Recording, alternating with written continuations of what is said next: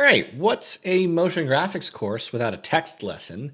So in this one, we're going to learn how to use the text tool here in Blender, all of its little features. There aren't really a lot of features that go into the text tool, but there are enough to really help you make some cool stuff. Because we're using 3D software, text is really just like working with regular geometry. And that's kind of the way I think about it when it comes to like, oh, what can I do to it to make it cooler? Um, we don't have tools that like the text can type and things like that. We're not there yet, at least not in the program. That's more like After Effects, fun stuff like that. But we are going to be playing with some wireframes, playing with transparency, building up a set basically. But through that, we're going to learn how to use the text tool, maybe some stuff that you haven't seen before if you've used the text tool. But that is the game. Let's do it. So to use text, we're going to hit Shift A and we are going to go up here and click on text. Now I'm going to hit RX90, which is going to rotate it on the X by 90 degrees. And so now that we're here, this text is aligned left, I think, something like that. So we'll go over here to the text button, and this is where everything lives in order to manipulate the text. So what I always like to do is get the anchor point in the middle of the text, and that's going to be with this paragraph. So we'll go here to center and middle, and that is going to, if I hit R twice, center that anchor point. So I'm going to hit Tab, and that is how we start to type. So we'll type in Motion. You can type anything you'd like. It really does not matter for this particular lesson. Type your name, type your brand. We are here. I did in all caps because I think that looks better. The next course of action is probably picking a font, and that will be in the font section here. And if you just click the little folder button, it'll bring up your font library. And this is where you can pick one, or you can go get a new one. What I would recommend is I'm gonna go here to desktop and I'm gonna get this Technology Bold font. So it's just a free font. I looked up free digital font. And there's so many of them. I picked up straight up in one. You can get one, but go ahead, go to say DAF font or Fonts 101, type in digital font, and go ahead and just download whatever font you want. The reason why I picked this one is not because it looks cool, is because we have all these disconnected pieces and we are going to utilize that. But every font has disconnected pieces, if not each letter is disconnected. So you don't have to use this font if you want to, but the whole point is to have a font where there's a bunch of little disconnected pieces that make up what it is. So now that we're here, what we can do now is create a wireframe or a tube or like a fluorescent light. And the way you'll do that is you'll see here right here on fill mode, you'll go from both to none, and that's going to do this, but really now there's no geometry in the scene at all. This isn't going to render out. So you have to go over here to the geometry section, which is right here. And this is going to open up a couple things. We could just extrude it. Now you have this flat thing, which is whatever. But to get a tube, you'll go here to depth. I'm going to hold down Shift and just bring in a little bit of geometry. And now we have a tube. It's that easy to get like a fluorescent tube light situation very quickly. Of course, it doesn't have all the little intricate little pieces, but this is very close to the thing. Now what I want to do is get a completely separate object to fill back in these pieces so I can play with those in the shader editor. So I'm going to hit Shift D and then right click to snap it back. And in this case, we're going to bring my depth back to 0. And we're going to go from none to both. And that's going to fill that back in. So now we have this. And then I want to get one more object. So I'm going to hit Shift D. And then I'm just going to go ahead and bring it back. And we can go back to extrude. If we can go back to the geometry section and extrude it a little bit as kind of like the base. And then I'm going to hit the tilde key, go to the top, and we'll just bring him back to be like right about here. Okay, so now we have this. We have our three pieces, so we can go ahead and title them. So I'm going to double click up here in the outliner, type in wire. We're going to take this guy and call him base, and then the little thin one right here, we'll just call him flat. Just whatever names really work. And so now we're ready. This is the text tool, and there isn't really that much more to this tool. You could, let's say I'm gonna take this guy and then just have him.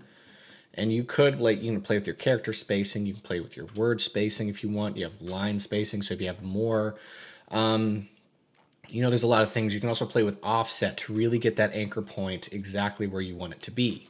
So there's a little more to this text tool, but there really isn't much else. It's really just modeling letters. And then after that, you just treat it like normal geometry. Of course, this isn't real geometry. You don't see faces. So if you actually want to be able to actually manipulate the faces further, you would right click, convert to mesh. So actually, if you are following along, go ahead and on this particular one, go ahead and convert it to a mesh because I'm going to show you a trick later. And for those of you who really only want to or really can only render in the Eevee render engine, you are going to want to convert this one to a mesh anyway at some point in this lesson. So go ahead and do it just so that you know how to do this particular trick that I'm going to show later. The rest you can keep. I'm going to go ahead and reveal them again. The rest you can keep because you don't really want to convert it very often because then it's not, it's not like editable text again. So if you are using Eevee, a trick that we're going to show a little bit later, unfortunately, you are going to have to convert it, but I'll explain that later. The rest of them, you could still use Eevee. You won't have to convert anything. But with that being said, that is pretty much a very simple, but pretty much that's it. It's not a very confusing or very hard tool to use. Now, let's go ahead and build a scene around this text to look really cool. And I'm also going to teach you how to manipulate keyframes in this lesson as well. That's one of the bigger points I wanted to drive for this lesson. So let's go ahead and build something cool. I want to build this to look like it's kind of hanging from the sky by some pillars. So let's go and build something to hold the text. I'm going to go and get in a plane. I'm going to double click here in the outliner and call it GEO. And then I'm going to hit RX90. And let's head to the, actually, no, we're just going to get a new window here. And then right here, we're going to go here to the geometry nodes editor. I'm going to hit in. I'm going to click on this plane. I'm going to click new. And then right over here, I'm going to hit the scroll wheel. And I'm going to go to wireframe because I'm going to want to see the geometry for this particular node that we are about to introduce. So let's go ahead and first hit Shift A and get a grid, put it there.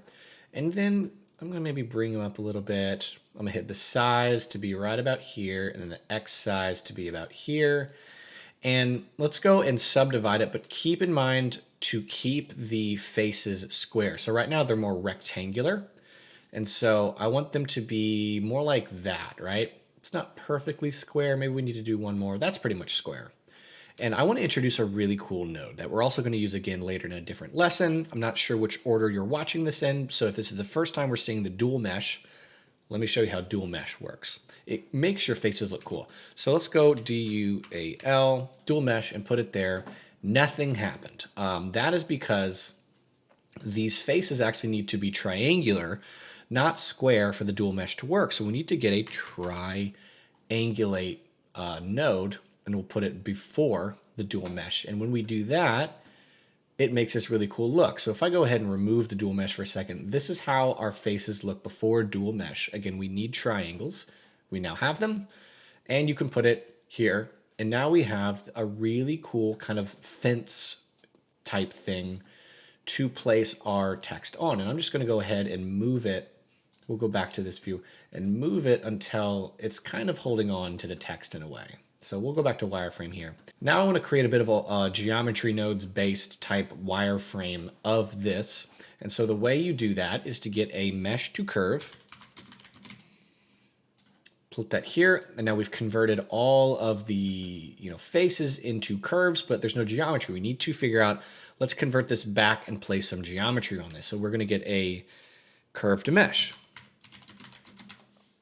So we've converted into a curve. We're going to convert it back, which has a really cool way. Now it opens up this opportunity to do this profile curve thing. So if we get in a curve circle, which has to be curves right here to plug it in, the diameter, like the scale of the curve is going to be the thickness of the wire.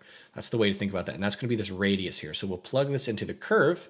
I'm going to hold down Shift just so it's a little more controlled of the motion. And now we have a really easy, really nice wireframe. My radius is at 0.01 if you want to copy mine. Now we have something actually holding the text. Now let's go and get in a set material node so we can actually put a material on this guy, and we can go ahead and start the shading process of this tutorial. I do though want to go ahead and finish the building. We just need something here and then the wires holding it. And so I'm just going to go ahead and remove the geometry nodes. I'm gonna hit Shift A, we're gonna get a cube. I'm gonna hit S to scale it down. Just providing some useful context. Just bring it over like this, and then we can scale it. I had a guy in my comment section getting mad at me for using this particular scale tool. I don't know. It works. I'm gonna hit Control A and apply scale. And then we need to go ahead and bevel this guy. So we're gonna go here to the modifiers and then type in BEV. And then we'll go right here. I was just laughing at myself for talking about a YouTube comment in a course. Oh well. Okay, so we're here. We have that holding base thing, and let's just go ahead and get our wires. So we're gonna get a curve and a path. And this is really cool because it's kind of like a non-destructive torus. So I'm gonna hit RY90, and then we can go ahead and bring it up. Maybe bring it like, I hate that this blue thing shows up. You can't really see where it's going. Put it here, and then we can add some geometry to this. So similar to text, it's going to be here, and then right here on depth, we can add some, and then you can bring up the depth. So give it something like this. I do want it to be pretty thin. I'm going to hit G and just, I'm going to click on them, hit G and move it down. All right, so now that we're here, we can go ahead and get an array modifier. I'm gonna hit 0 on the X, and it looks like it needs to be moved on the Z, and I want 4 on the count, and that is going to allow me, and then this motion. So now we have this whole thing, and you can highlight it, and I just want to move it right above the base. Then you get Shift A, get a plane, and hit S for scale, 1, 0, Control A, apply scale. We are ready to add lighting, add materials, and then get to a really important part of this lesson, which is how to manipulate keyframes that are going to be animating our camera. So let's create some really simple materials and one really cool animating material. We are ready. I'm going to click on it. He's called Geo. Let's say we can call this one Hold, and we're going to call this one Strings. All right, we're good. We're ready to go. This guy, we can call it Floor. So let's bring this over. Let's open up a new window and get some materials going. So we can click this and go to the shader editor. I'm gonna hit N, and then let me show you a very cool trick on how to animate something. Animate these letters to blink around. So here's how we're going to do it. There's 2 ways to do this. Let me show you the non-destructive way, which would be we don't have to convert the text in order to actually do this. So let me show you that first. So I'm going to click New. Now we have this whole principled node. I'm going to bring this color down to a black. And then here on the emission, I'm going to give it a, here we go, not sheen, a brightness of 10. So now we have, okay, and then now what we can do is get in a color ramp, and we're going to mess with the alpha channel. So if you bring alpha all the way to the left, it's transparency. So it made it disappear, right? It's now transparent. So I want to goof around with my transparency. So let's plug the color into the alpha, and let's get a noise texture. And then we'll do that, plug that here. And then now if I just play with the noise texture here, we're now using the noise texture to hide this guy here. But instead of using the noise texture to apply the texture across the whole thing, I just want to use the noise texture to communicate randomness. And the randomness that we're going to create is with the geometry node, GEO, with our geometry node. And what this guy does is we're going to use this really awesome plug called random per island.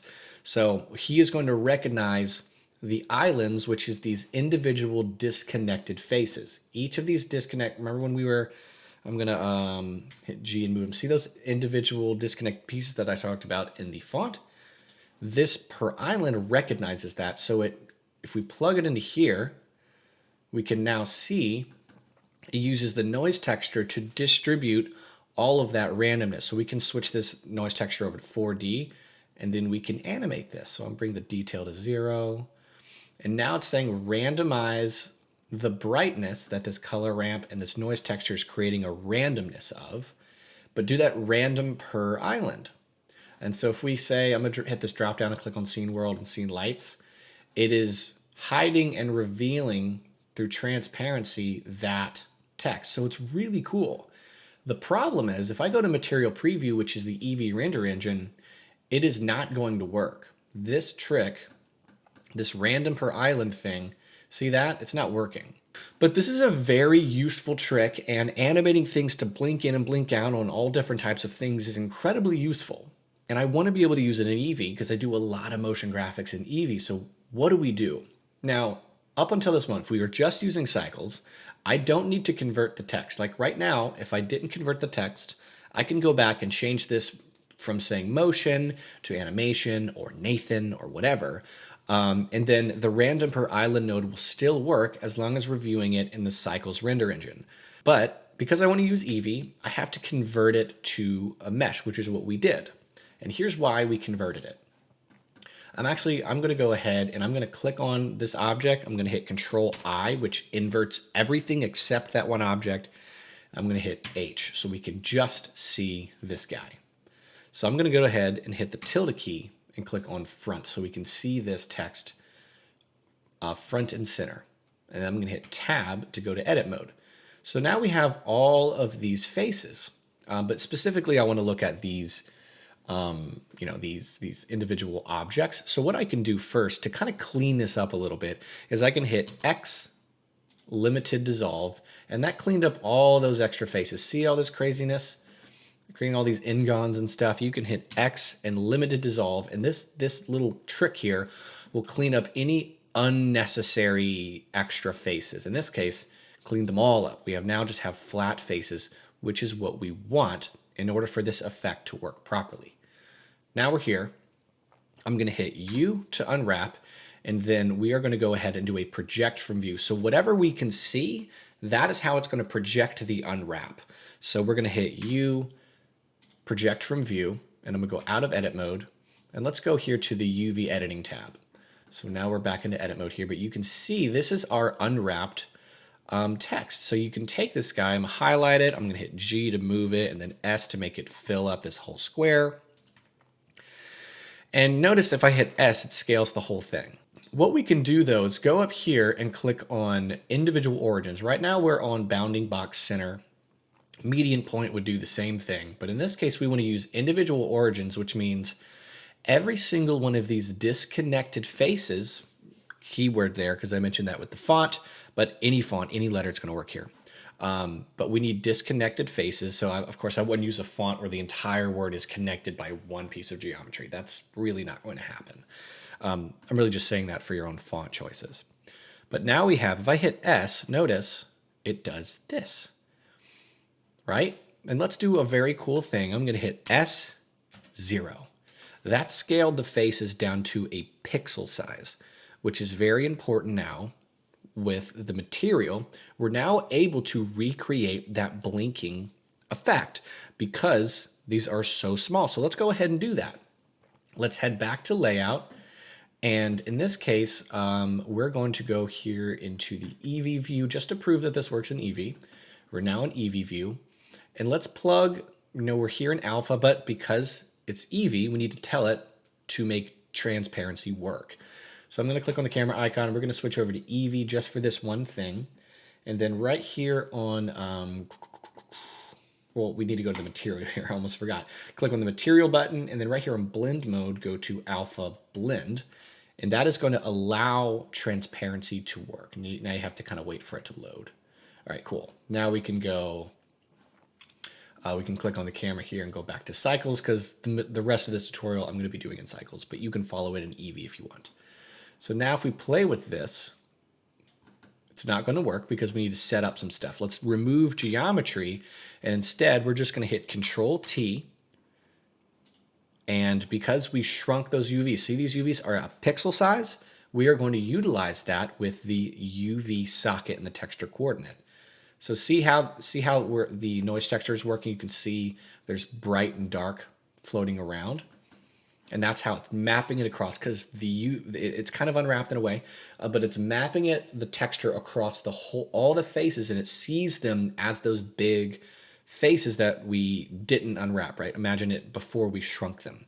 But if we go ahead and use it and say, hey, use the UVs that are shrunk, it's now going to treat it like they're tiny, tiny faces like we did.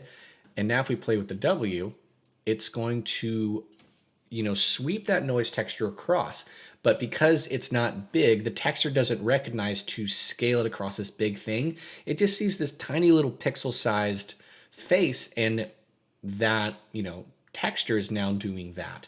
So we've now recreated that random per island with a couple extra steps, but it's very useful. It is destructive, but I've been using this technique in Eevee forever. I mean, I taught this in the original version of this course. So this is something I've been using forever, and it's still very relevant. So now that we're here, I'm going to go ahead and bring this in. And we're doing that. So you can stay here if you'd like. I'm going to go ahead and still use the random per island. The random per, well, actually it needs to be geometry node. So if you are planning on rendering in cycles and animating in cycles, just go ahead and use random per island, and we can go ahead and finish editing everything in cycles because it looks just fine and it works for me. So I'm going to go ahead and reveal all of my objects again. Now that we're here, let's go ahead and keep playing around with creating this here. So let's get a color ramp to add a little bit of texture to this emissive material that we're making. So let's get a color ramp. And here we can go ahead and pick our color. So let's go and make it kind of a fiery orange, kind of yellow. And we're going to get a Voronoi texture.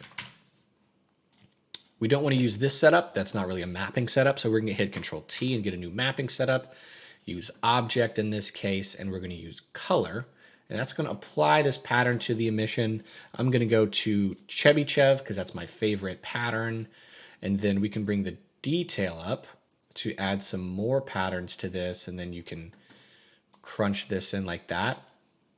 Maybe scale it up. And then I'm going to click on this guy, hit Control C, click him, get Control V, and then bring it down so that we could just barely see the pattern as it's animating in and out. I'm going to go ahead and switch my color space over to Filmic and very high contrast. All right, cool.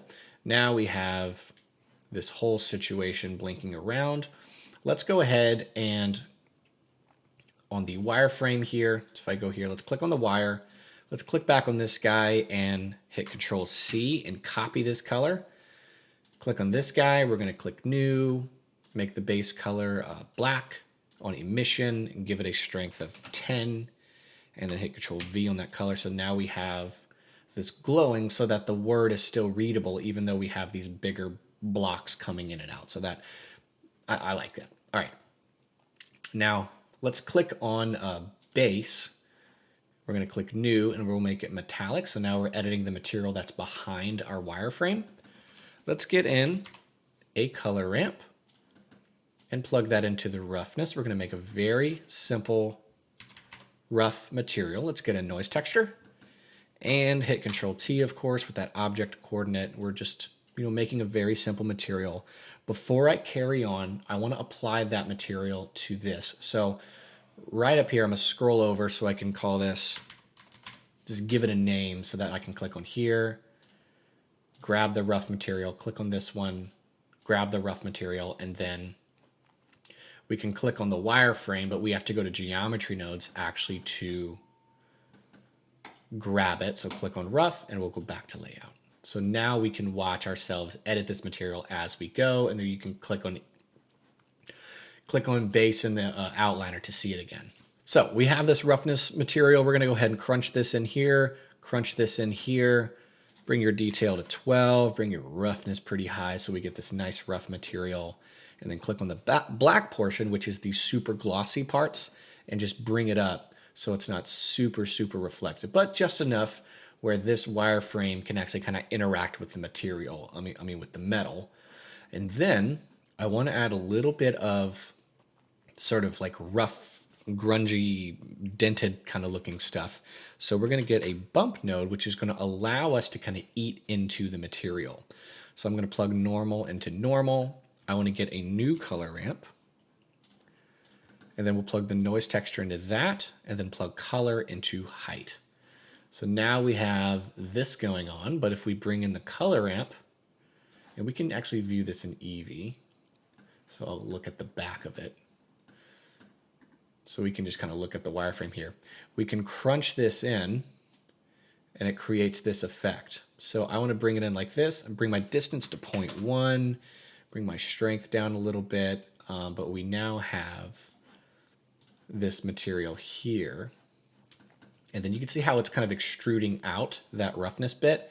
We'll just do the opposite and bring it in like this. Here we go. And so now you have these parts that are kind of eating into it. And it is on everything. It's very bright material, but we're actually going to kind of want it to be kind of bright as we're designing. All right, we are here. The last material that we need to make is a very simple floor material. So what I'm going to do is I'm going to highlight these guys. I'm going to hit Control C, click on the floor, click New. We're going to make it a black. Control V. I'm going to hit G to move them, and then we'll plug that into roughness to get the same roughness, but in this case, I'm going to bring it back. I'm going to make this gray one all the way black so we get this nice reflection, and now we have a nice reflective floor. We can go ahead and just bring this over to the left, and last thing we need to do is add a light and then animate a camera. So let's go ahead and add in that light. So we're going to go back here to the render view here, and I'm going to hit this drop down, turn on scene world, scene light so we can see everything. We're going to click on the world, and we're going to bring that world brightness to a black, Shift A, light, area light, and then I can just bring them up like that, scale them, bring them a good bit higher, and then we can bring up the brightness a good bit. And there we go. We have it lit up. We're going to add a little bit of volume. So we click on the world, click on volume, get a principled volume, and then bring your volume, your density down until you get something like this. The area light, I'm going to switch it over to a nice green theme. Very, desaturated green color. And then what you can do is it's really fun with the area light. See this spread? You can bring the spread to 0, and now it's like this beam light.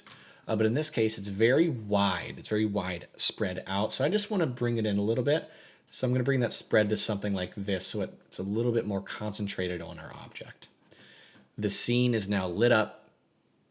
We're done with building. The last thing we need to do, which is a very cool and fun part of this course, and very important for you to know as a motion designer, is how to manipulate keyframes. So we're going to get a camera and animate that. So I'm going to hit the tilde key, and I'm going to click on front, Shift A, and get a camera. And here is our camera. And let's go ahead and animate the camera moving towards. So I'm going to hit 0 to snap to view, and then I'm going to click on the camera, hit G and middle click, and let's bring him right out here. We'll go to the transform settings and bring it down a little bit. So let's animate this camera. I want him to be pretty far back. And then I don't know how many frames long I want it to be. But we are going to, animate it to come in like this. So click on the keyframe. But first, actually, we're going to go here to Edit and Preferences. And we talked about when I set up the my default project file about making the default interpolation linear here on the animation tab. So we have animation. But in this case, because we want to manipulate the keyframes, linear isn't really going to give us what we're looking for. We need to switch it back to the default Bezier. And the Bezier, instead of it just being like a straight, consistent speed, it's going to go slow, speed up, and then slow down again. So it gives it this like a very smooth pad from start to stop. And that's what we want as our start, and we're going to be able to manipulate and exaggerate that. And let me show you how to do that. So here in the camera, we're going to go here, and it is the Y position. So I'm going to click on here, and then say 1, 2, 3, 4. We'll go maybe to frame 80. and animate our camera in like this. And add the keyframe. So now let's watch. So we see how we have that smooth start and stop. That's a nice default. But I want it to go like really quick, go whoo, and then slow down. Sound effects from Ducky 3D. So what we're going to do now is we're going to drag over a new window. And in order to manipulate keyframes, you need to go to the graph editor. And we're going to be using that in this course to create camera shake and all that other stuff. So we'll click on this button. We'll go to graph editor. And then maybe we'll give ourselves some more space here. Now we're here. And if you hit home, you can see the full keyframe, and you can right over here is where you can see what actually has a keyframe on it. So you can see a whole lot of stuff. In this case, the Y location is the only thing with a keyframe, so that's all we have. But be sure, like you can click on camera action. Now, oh, we lost it. Make sure you click on the Y location keyframe in order to manipulate it. So now that we're here, this is the Bezier keyframe. See how it has this curve? So it's like slow and then it goes really straight. So the straighter the curve, the quicker it's going to be. So what we can do is just exaggerate this way. And what this is going to do is now make it longer and then speeds up and then slows down again. But in this case, actually, I want it to be quicker on the beginning. So we're going to invert that. I want it to be quick and then slow. So we can just pull it in like this and watch the difference. See that? Let's do just default Bezier. We're going to go back here. Let's do it again. We're going to go back here and just watch it. And then it has kind of a slow down. But if I do this and just exaggerate that ending slow, isn't that cool? And then you can actually make it more extreme by clicking on this one and making it super quick in the middle. So you can go like really slow start, whoop, like that. And let's do that. Let's keep it there. I like that. And that is how you manipulate keyframes. Very simple, by just pulling this guy. Or you can do this, right? You can say, pull him in, and then watch. And then he stops abruptly. So we don't want that.